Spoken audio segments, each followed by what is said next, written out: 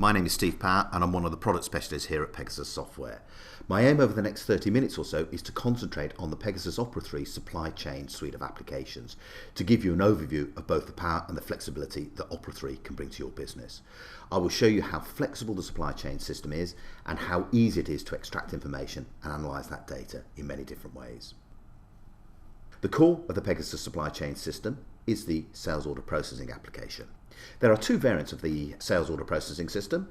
There's an invoicing option, which allows you to simply enter sales orders and then deliver them and invoice them.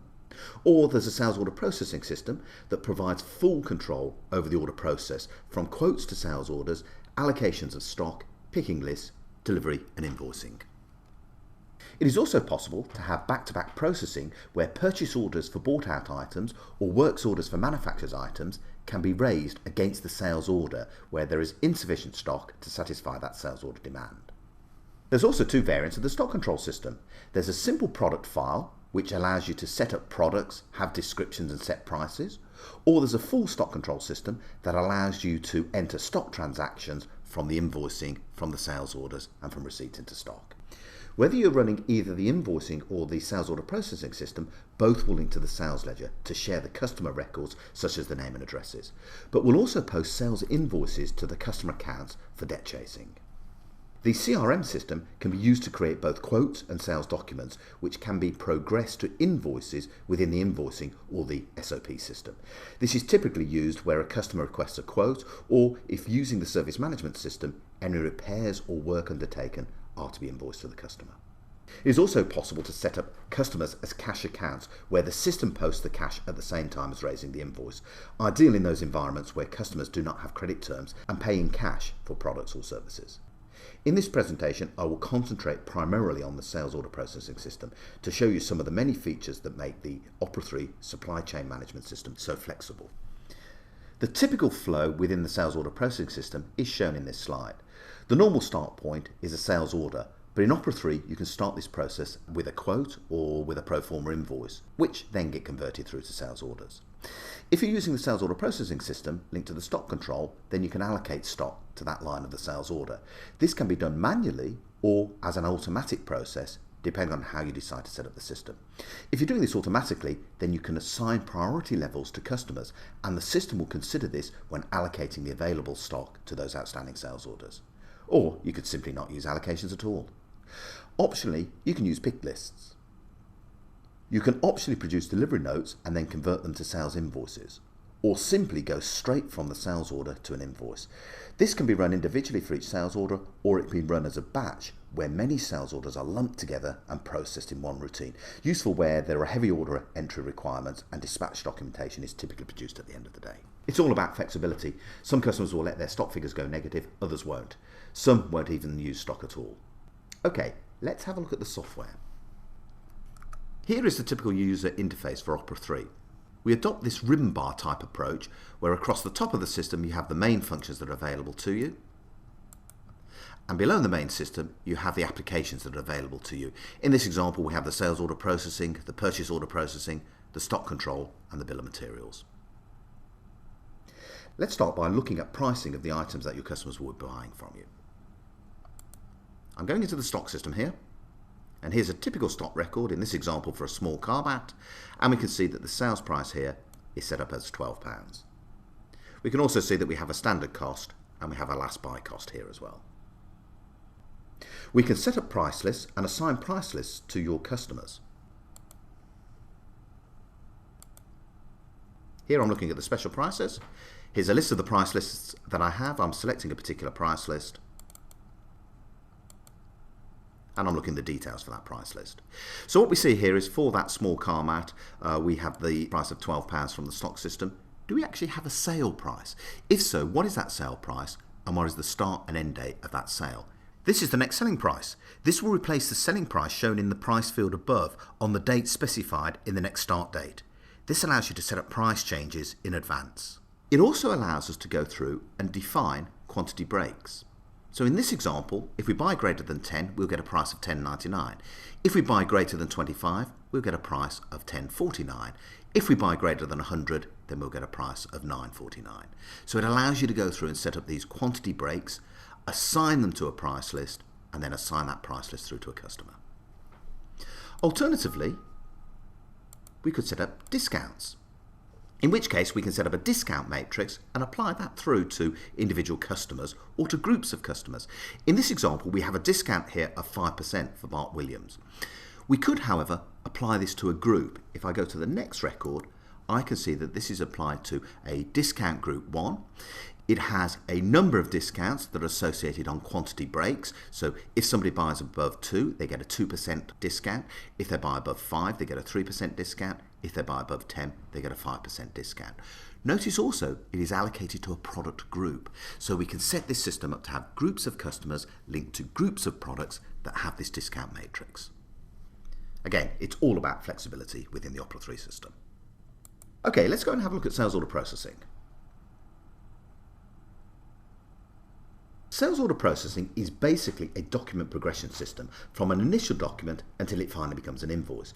In Opera 3, a typical sequence might be a quote or a pro forma invoice to a sales order, then the sales order to a delivery note, and then finally the delivery note through to an invoice.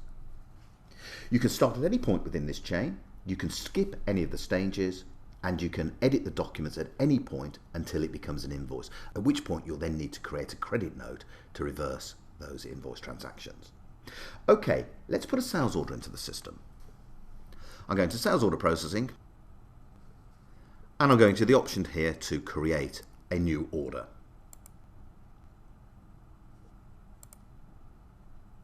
Notice I can enter a delivery address. If, however, I have accounts that have a whole range of delivery addresses, I can preset them up here within the sales ledger and it will automatically pull through those delivery addresses. I can put in the customer reference. Let's say we've got a purchase order 1000 from this particular customer. I can define the due date for this order and I can define the priority. This priority has been brought across from the customer record itself. And remember, it will use this priority if we're using allocations and there's insufficient stock. It will look at the stock quantity and it will look at the priority associated with that particular customer. Okay, let's save this header away. And let's go through and enter some lines. The customer is going to order that small car mat from me. So I'm entering car mat. It shows me I have 3 car mats within the system, and it shows me that the price of the car mat is £12 and I have 401 of those in stock. I'm going to select that car mat. I'm going to change the quantity. I'm going to change the quantity to 10. Notice the price has changed from £12 to £10.99. In other words, it's now looking at that quantity break price list that I've set up.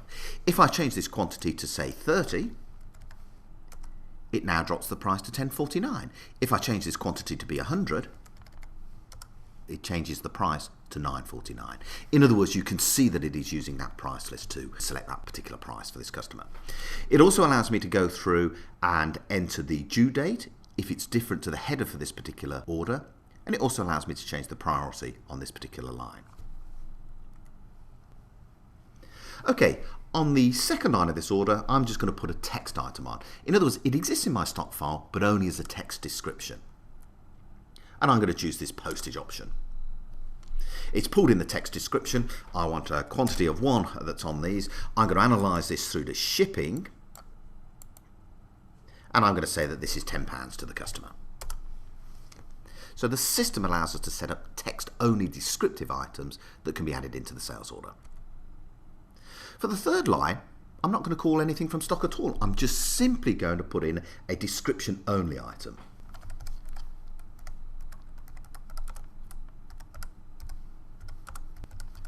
And let's say I'm going to call this, I don't know, insurance. So they don't even have to exist in stock to put them onto a sales order. Again, I'm going to associate this with shipping. And I'm going to say that the value of this is, I don't know, £20.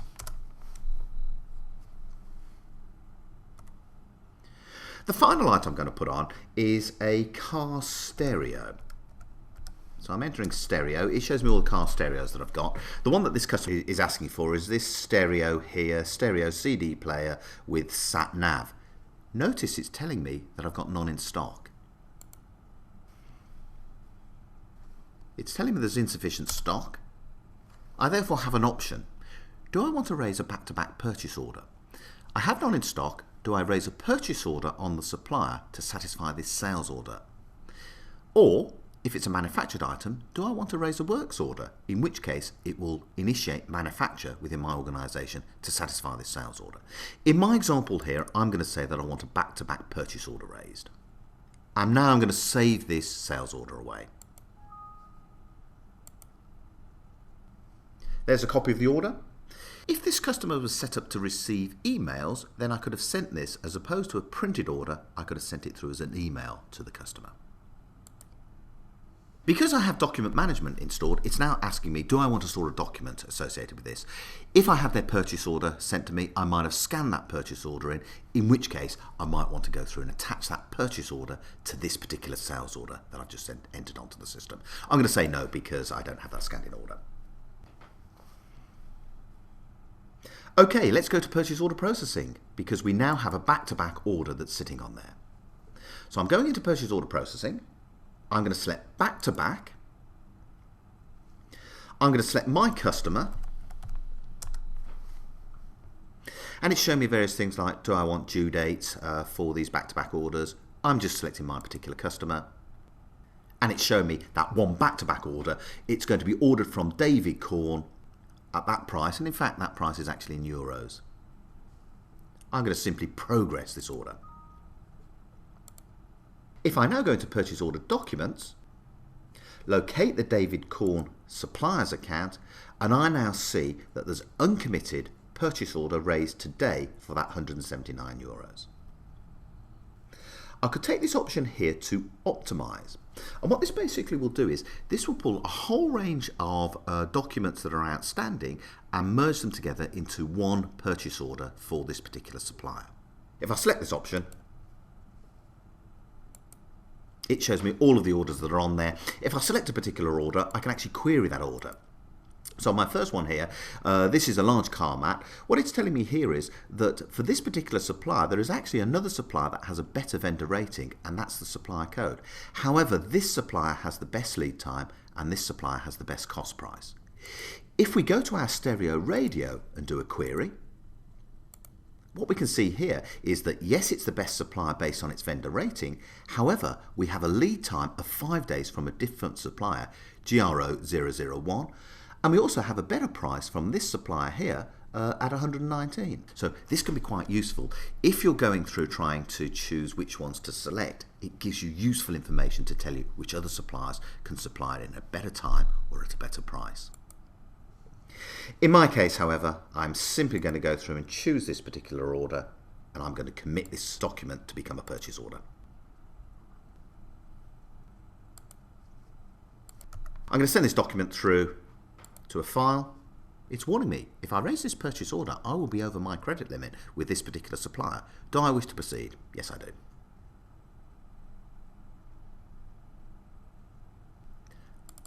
And that has now created the purchase order document for this particular supplier.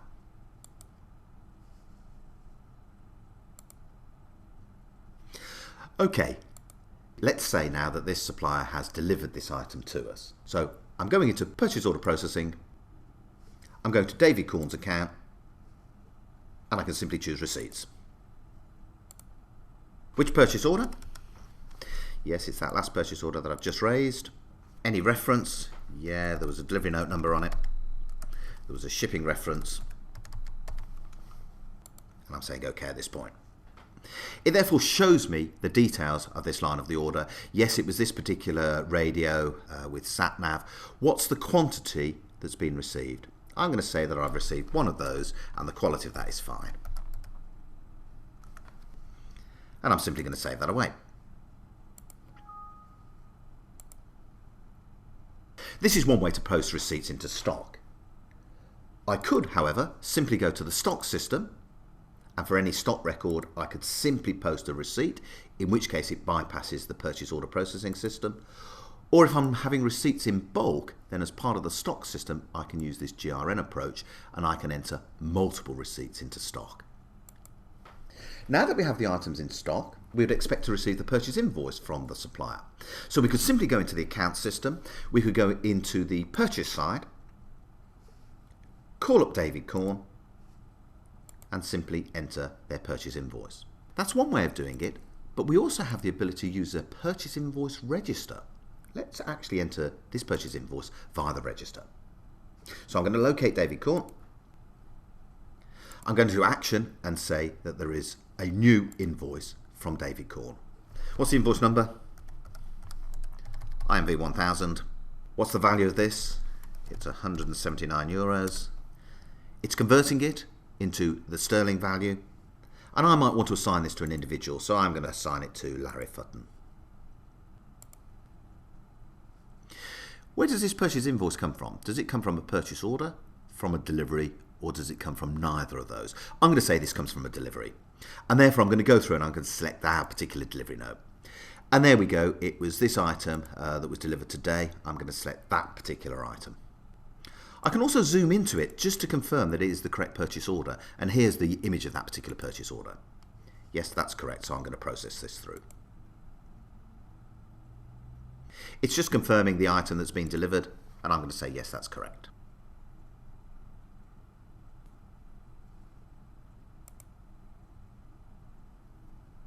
It's now asking me, do I want to capture a document to this particular purchase invoice?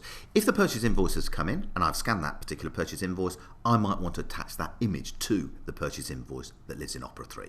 In my example here, I'm going to say no, I don't have that scanned image.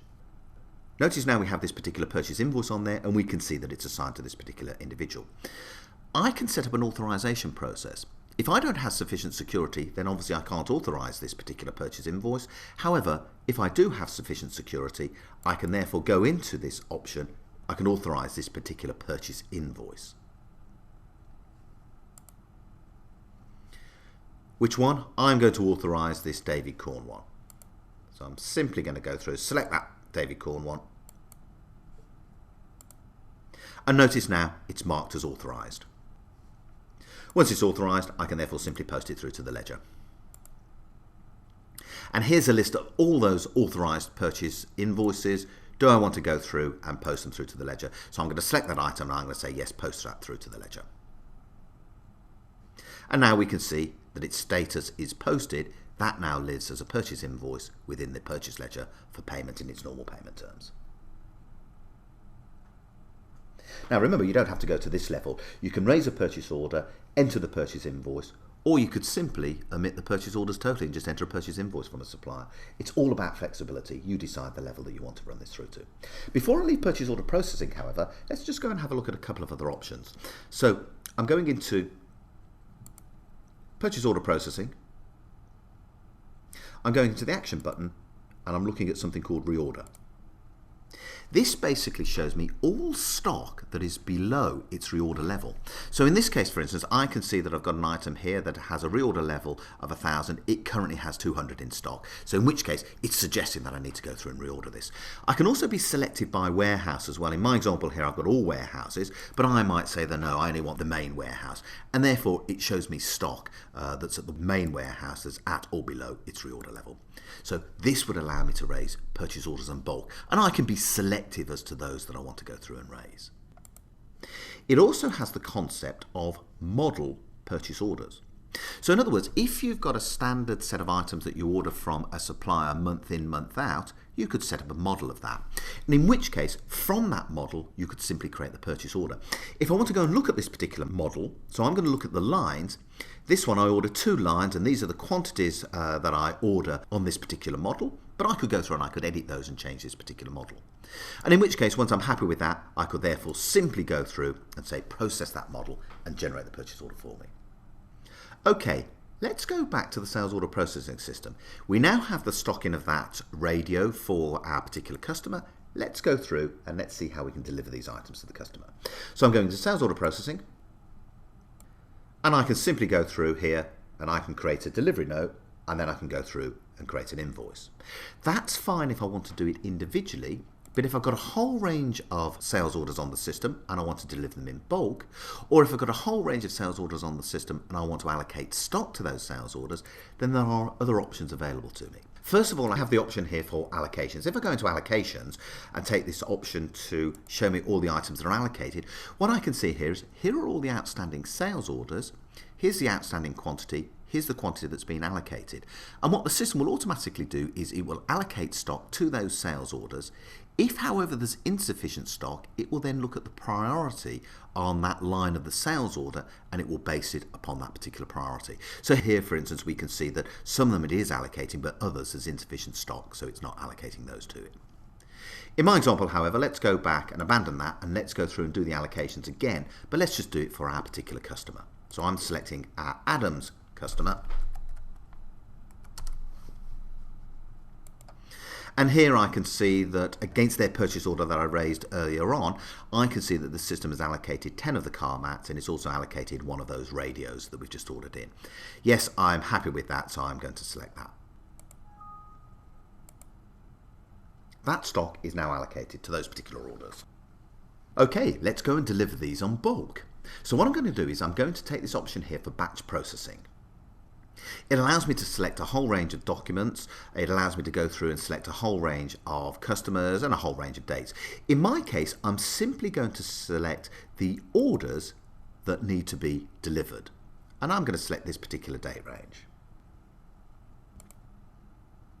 And here is a list of all the sales orders that can be delivered.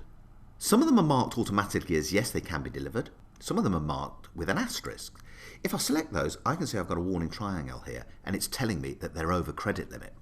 I can look at this and I can actually go down and have a look at the exceptions. Are they over credit limit or are they on stop or are they both? It will show me this information in this item. If I have sufficient security, I can go through and I can override this credit stop status. In my case, I'm going to say override all accounts that are over credit limit. If I select that, notice it's now said that they are all selected for delivery. So we have control over this delivery process. Okay, in my case, I'm not intending to deliver all these. I'm going to reverse this selection and I'm simply going to go through and choose our purchase order 1000 for Adams. And that's the one that I'm going to go through and create the delivery note for. So I'm going to select that particular item. It's now marked as yes. And in which case, if I say OK, it's now going to allow me to go through and process that in bulk. Obviously, in my example here, I'm only doing one, but I could have done many. I'm going to send this through to a file. And I'm going to give the description of this file as Steve's delivery notes. And I'm going to publish that. Because I said created as a file, what it's actually done there is it's created a spooler file that we can then do things with. Let's go and actually have a look at that. So if I go into my admin program, go into spooler control, I can see that Steve's delivery notes are now created on there. If I go to the action button, I could print them, or in my case, let's simply view it. And there we go, there's the delivery note for that particular customer. Okay, we've now delivered that item to the customer. The next stage, I guess, is that we want to invoice that particular customer. Now, what we could do is we could use that batch processing option to do that on bulk. So if we've got a whole range of delivery notes that are being delivered, I can therefore convert them on bulk to the sales invoice. In this example, however, I'm simply going to go through to the sales order processing system and I'm going to go through and do it for our individual customer. So here's Adams that's on there and I'm going to go to the invoice option. And I'm now going to progress this from the delivery note to the invoice. This time, I'm going to send it as an email. What's the subject? Invoices for yesterday deliveries. In the body of the text, I'm going to say, please find attached our invoices. And I'm going to publish this.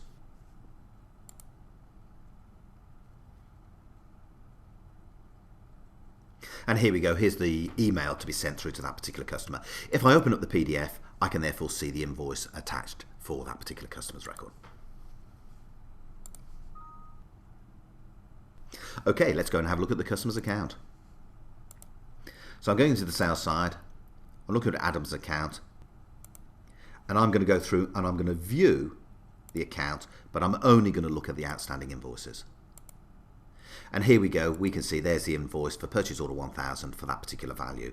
If I double click that, I can therefore see the image of the invoice as well. And if I need to reprint this, then I've got the option to go through here and reprint that document. Okay, that covers the basics of the sales order processing system. Let's now have a look at the stock control system in a little bit more detail. Now remember, you don't have to use stock control. You can simply use the product file. However, let's have a look at some of the things that the stock control allows us to do. As part of the stock control, it allows us to go through and set up multiple warehouses. I can set up any number of warehouses that I want within the system, and when I define a warehouse, I can define whether it's a quarantine warehouse, in which case I might want to restrict the movements to that warehouse. Maybe I have receipts. I'm not allowing issues, I'm just allowing a transfer from that warehouse to another warehouse that will allow issues out of stock. It also allows you to go through and define the address of that, because if you're raising purchase orders, you might want them to be delivered to different warehouses. So it allows you to go through and set up those warehouses. It also allows you to go through and set up stock profiles. In this example here, you can see that I've got a stock profile which is described as box. I've set them up as a pack of 1,000. I've also identified that I'm allowed to split that pack. However, if I split that pack, there might be a surcharge that I want to put onto the sales invoice for opening that pack for that particular customer. Okay, also against these stock profiles, the system allows us to go through and say whether an item is serial number traceable. What that basically means is we can assign a serial number, and when we move it out of stock, we can select those serial numbers to be shipped through to the customer. We also have batch traceability. This is particularly useful in industries such as pharmaceuticals, where you get a batch of items that come into stock under a particular lot number, and therefore you can record that lot number against it. You can therefore issue them out through to the customer against that lot number. If you need to get into a recall situation, then the system has batch traceability that allows you to go through and identify where those items were shipped to. If we look at the next record, we can see that this one has been set up as decimal, and I've set it up to 2 decimal. It allows me to go through and define the number of decimals that I want for the transactions for this particular stock item. Notice also I've set this item here to be costed as the selling price is the cost price plus a 40% markup. So again, you've got this sort of flexibility that's available to you. There are different costing methods as well. You can define stock items as being FIFO. That's first in, first out. Stock issues are made from the oldest receipts first, and therefore stock can be valued at its FIFO basis. You can also set up as average cost. In-stock quantities are valued at the average of the cost of the items that are currently in stock. If you don't select the average cost, then it can go through and use it as standard cost as defined on the stock record itself. And therefore, when you do the stock valuations, it will look at these different costing methods. When you run the stock value report, the stock valuation report allows you to go through and actually specify you want it to be valued at the last buy price. So there's a lot of flexibility in there in the way that you're setting up this costing record. Okay, let's go and have a look at a stock record.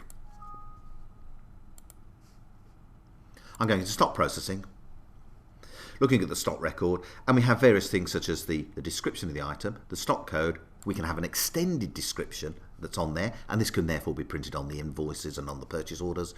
We have a sales code that allows us to go through and define which nominal account it will be posted to. We have a supply code, so when we're buying the items in, which nominal account do we want that to be posted to.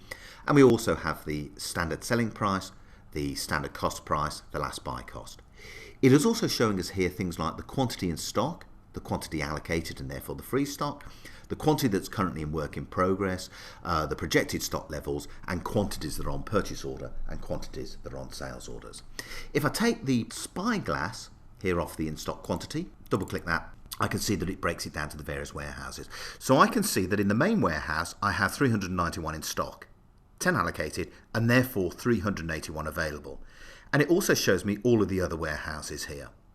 I can also drill down into those. If I want to look at purchase transactions, then it will show me all the purchase orders that are on that particular warehouse. Or if I want to go through and look at the sales orders, then I can see the sales orders that are being raised against that particular warehouse as well. So it allows you to go through and analyse this data in this way. If we look at the action button and choose options, for instance, is this product superseded by another product? If so, what is that product that supersedes it, and on what date does that supersession come into place? If I'm raising a sales order and there's none in stock, are there alternatives available? In which case, it will allow me to do that sort of upsell. If I go to the suppliers, it allows me to set up any number of suppliers that are supplying me this particular stock record. A supplier might be supplying me at a different cost price, it might have a different lead time, it might have a different supplier reference. I simply go through and set up each of my suppliers for those particular items. It also has the concept of landed costs. This becomes particularly important if you're buying materials from abroad, because it's not just the cost price of the item you're buying, there's going to be other costs associated with shipping it from abroad through to your warehouse. So in this example, for instance, you can see that we have a air transport cost, and this is set up as a percentage. This is set up as 2% of the line value cost. We also have an insurance charge that's being levied, and this is set up as £2.50 per item that's being delivered to us. We also have an aggregated type costing system. This is particularly useful for those where you have other items such as anti-dumping duty. And the anti-dumping duty may not just be applied to the cost price of the material. In my example here, the anti-dumping duty is also related to the air transport as well. And it's taking those both into account, and it's charged at 20% of that particular item. What's basically happening here is that it's looking at all these values, it's calculating those values to give you the landed cost for this particular item. So the standard cost for buying it from my supplier is £125, but there's also £30.50 of landed costs. When I do stock valuations and what have you, the system will actually look at this and report on this. We also have the ability to run global price uplifts. So if prices are changing, then it will allow me to go through and perform a global price change. I can choose the stock records that it's from or the stock categories that it's from. Is it for a product that's to be uplifted in the stock file? Is it related to a price list? Is it related to a warehouse? Is it related to supplier prices? So I can be selective with which area I want to upgrade this, and I can define whether it's by a percentage or whether it's by a value. Okay, within the stock system itself, if you're not using purchase order processing, then we can simply go through and we can post receipts into stock. We also have the option to go through and run a goods received note system. This allows us to do movements into stock in bulk. If I go through and I create a new goods received note, it allows me to go through and define the delivery reference. I don't know, delivery reference.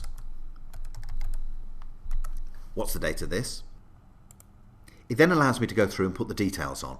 So is this goods received note related to purchase order receipts, or is it goods received related to just direct movements into stock? So I can be selected. If I'm using the purchase order system, I can do it in bulk from the purchase order system. If, however, I'm not, I can simply say, no, it's nothing to do with the purchase order system. I'm just entering a whole range of items into stock. So this can be a rapid way of doing stock movements as opposed to doing them individually from the stock record or from the purchase order. Okay, so we've looked at stock receipts there. We've looked at stock receipts coming from purchase order processing. We've just looked at stock receipts coming from the goods received note, and we've seen how we can do direct receipts into stock using the stock system. However, there is a fourth method. That is using the bill of materials. The bill of materials system allows you to go through and define items that are manufactured from their components, in which case we can therefore go through and we can raise a works order that's going to initiate the manufacture. We can allocate the component stock to that works order. We can issue that component stock so that it takes it out of stock, and then when the works order is complete, we can complete the works order and it will move into stock the finished goods. We also have this kitting option, and if this is turned on, what this basically means is when the works order is created, the assembly is immediately moved into stock and the components are immediately moved out of stock. This is a useful way to simply control the stock levels without having to go through the full manufacturing process.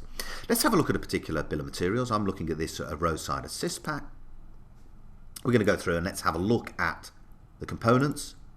And here's the bill of materials for this particular item. We can see that it's got a maintenance kit, and if I expand that, that is a maintenance kit, which is an assembly, and it's made of all these particular components that go into that particular assembly. We can also see that we have a box of spare bulbs, and we can see all of the spare bulbs that go into that box of spare bulbs. So it allows you to go through and set up the main assembly, the sub-assemblies, and the components linked into those sub-assemblies. It also allows you to go through and define items of labour which will be built into the costing for this particular item. Okay, let's go through and let's manufacture this. I'm going to set this as a kitting item and save that away. I'm now simply going to go through and I'm going to generate a works order. I'm going to create a new works order. I'm going to say that this works order is for works order reference of 1000, the quantity is to be 10, and I'm going to commit this works order. It shows me all of the components, and yes, I'm happy with each of those quantities on there, so I'm just going to simply select that. and it's going to generate the works order.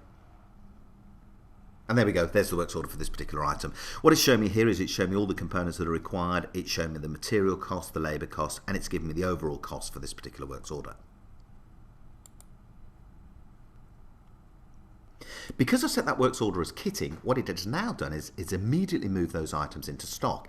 If I go and view that, what I can see now is for our main warehouse, I can see the stock is 24, and I can see there's a receipt into stock at today's date for that works order, and the quantity is at 10, and that's the price for those items.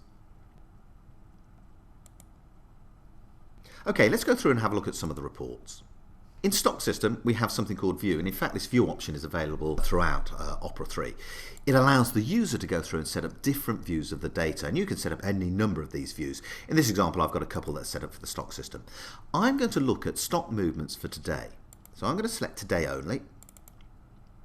I'm going to change the criteria because I want to see not only issues, but I also want to see receipts. But on the stock view, I can be selective. Do I want it to be by warehouse, by stock record, by profile, by supply code? So I can be very selective in the data that's going to be displayed. In my case, I'm going to select them all, and I'm going to refresh this view. It's now showing me in this example issues that have been made today and receipts that have come into stock today. If I look at the issues, I can see that we've got an issue of the car mat. Yes, we did deliver that car mat. If I drill into this, I can see that it was an issue, it was against that delivery note, and it was to that account, and that was the date that it was delivered. So I can see that I've issued that out of stock. And similarly, if I go to the radio, I can see that radio was issued out to that account on that delivery note to that particular customer. However, we can also see that we've got issues of things like the foot pump and the car jack. Remember, these were issues that were made from that bill of materials. So these were the components that were issued out of stock. Yes, they were issued out of stock. This was the works order that they were issued to, and that was the quantity that was issued to that works order. So it allows me to drill down into the issues in this example for today. The reverse side, of course, is I can see the receipts into stock. And yes, we did get that radio from that supplier, so I can look at this and I can see, yes, it was a receipt, it's to that supplier's account, and it was on that delivery note from that supplier on that date.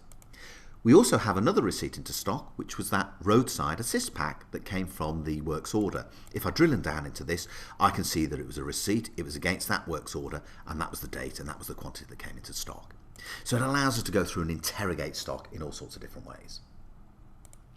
Okay, let's just have a look at a couple of the reports. Let's go through into the stock reports. Let's look at the stock valuation report, for instance. I can be selective on the stock records, but I'm going to select all of them, and I'm going to run this report straight through to screen. And here we go, here's the stock valuation report. What it shows me here, for instance, for my small car mat, it shows me what's the quantity in stock, what's the cost price, including the landed cost, what's the selling price, and therefore what's the total cost of in stock, included landed costs, selling price, potential profit, and therefore the margin that I'm going to make. And therefore this goes through for all of the stock records that are in that selected range. Let's run that stock valuation report again, but this time I'm not going to print it to screen. I'm going to take this option to send it through to Excel. In other words, many of the reports within Opera 3 can be directly sent through to Excel. So let's publish this report, but this time it's going to create an Excel spreadsheet which shows me all of that information. And here we go, here's the spreadsheet, and once it's in the spreadsheet I can therefore go through and I can do whatever calculations, whatever manipulation of this data I wish to. Now, we've only got a limited amount of time to go through and show you this, but there are other things that we have in here. We have, as part of the stock system, for instance, we have the return to vendor. So if you've got goods that are being sent back to your suppliers, then there's a system that approves that. We also have stock take utilities as well. So if you want to count the stock and you want to make sure the stock levels are accurate, then this will allow you to count the stock and update the stock levels based upon those stock take figures. Okay, in conclusion, what have we just seen? Well, we've looked at the Opera 3 supply chain management system, and we see that we have both a sales order processing system or an invoicing system, so depending upon the level of complexity that we want. We've seen that from those orders we can raise back-to-back orders, so if it's items that we need to purchase them from our suppliers, then we can raise the back-to-back order, or if it's items that we need to manufacture, then we can go through and manufacture those items off the back of the sales orders. We've seen that the stock control system has two versions. It has a simple product file, but it also has a full stock control system where it tracks all of the items from stock. We can see that it's fully integrated into the sales ledger, we can see that it's simple to use and it's actually in use by tens of thousands of customers. Thank you for spending time looking at the Pegasus Opera 3 supply chain management system. For further information, please go to pegasus.co.uk and select Find a Partner.